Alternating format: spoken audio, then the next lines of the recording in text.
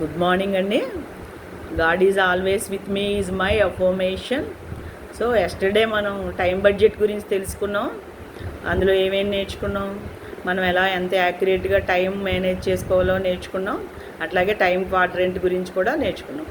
ఇంక ఈరోజు వచ్చేటప్పటికి ముందు మనం వాటర్ గురించి తెలుసుకున్నాం. Water has memory and water has emotion also. So always speak positive words towards water. So then we can see beautiful molecular formula. So ఎప్పుడైనా సరే మన శరీరంలో కూడా 70-80% వాటరే ఉంటుందండి.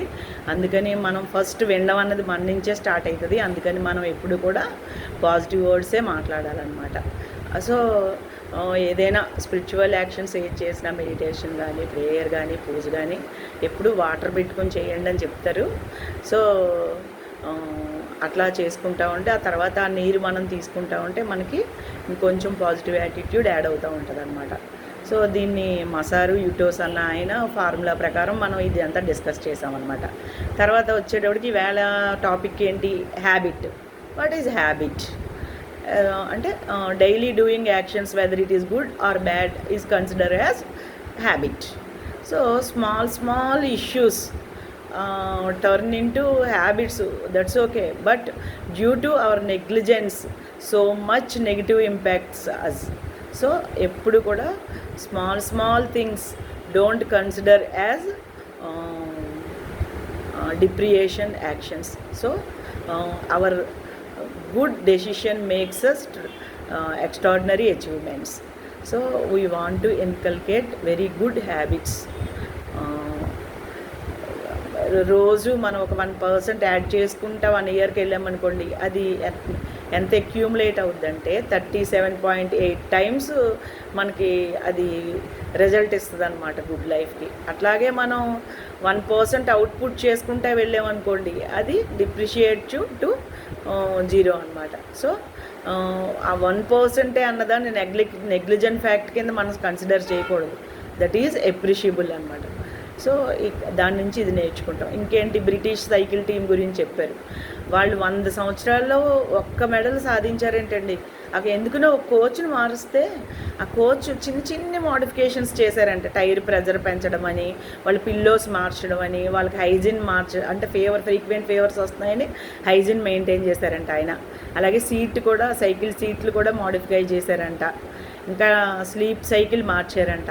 ఇవన్నీ కూడా బిగ్ ఇంపాక్ట్. 10 ఇయర్స్లో 62 మెడల్స్ వాళ్ళు సాధించారంట. అసలు నిజంగా వెరీ గుడ్ రిజల్ట్ అనమాట. సారీ. సో అటువంటి మోడిఫికేషన్స్ అంత మంచి రిజల్ట్ ఇచ్చిందనమాట. అట్లాగే మనం ఏ హ్యాబిట్ని కూడా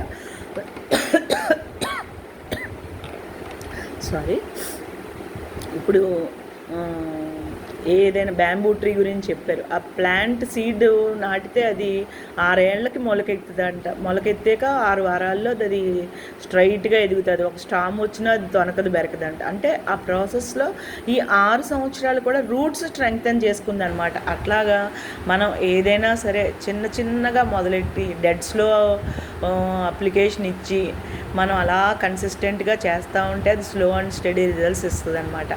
సో అందుకని ఏ పనైనా సరే డెడ్స్లో రూల్ అప్లై చేసుకుంటూ వెళ్ళాలి. అలాగే 2 minutes రూల్ కూడా అప్లై చేయమంటున్నారు. ఏదైనా చెయ్యాలని అనిపించినప్పుడు వెంటనే స్టార్ట్ చేసేయాలి. లేదంటే ఇంకో థాట్కి మనం షిఫ్ట్ అయ్యామంటే అప్పుడు అది ఆగిపోవచ్చు. సో ఆ చైన్ బ్రేక్ అవ్వకుండా ఉండాలంటే ఆల్వేస్ అప్లై 2 minutes రూల్ అనమాట.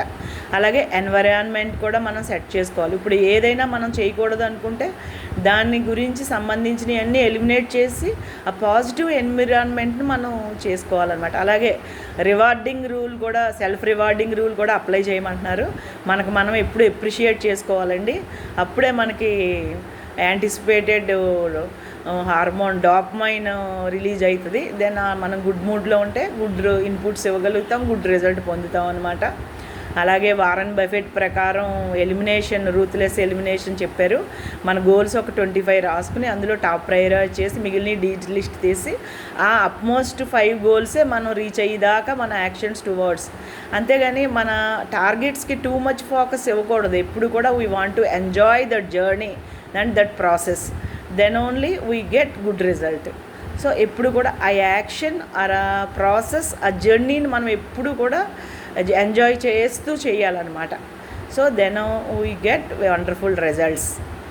ఇంకొకటి ఏం చెప్పారు, అటామిక్ హ్యాబిట్ అన్న బుక్ నుంచి స్కోర్ బోర్డు మనం మన హ్యాబిచువల్ యాక్షన్స్ని ఒక స్కోర్ బోర్డు కింద తయారు చేసుకుని అందులో మన ఏవి ఫేవరబుల్గా ఉన్నాయి మన టార్గెట్స్కి, ఏవి ఇన్ఫేవరబుల్గా ఉన్నాయి అవన్నీ కూడా చూసుకుని ఆ ఫేవరబుల్గా లేనట్లని డీలిస్ట్ చేసేసి ఫేవరబుల్గా ఉన్న థింగ్స్ మీదే ఇన్పుట్ పెడతా ఉంటే మనం చాలా తొందరగా మన టార్గెట్ని రీచ్ అవుతాం అనమాట. So for doing any action consistency is very very required. So కన్సిస్టెన్సీని మెయింటైన్ చేసుకోవాలి.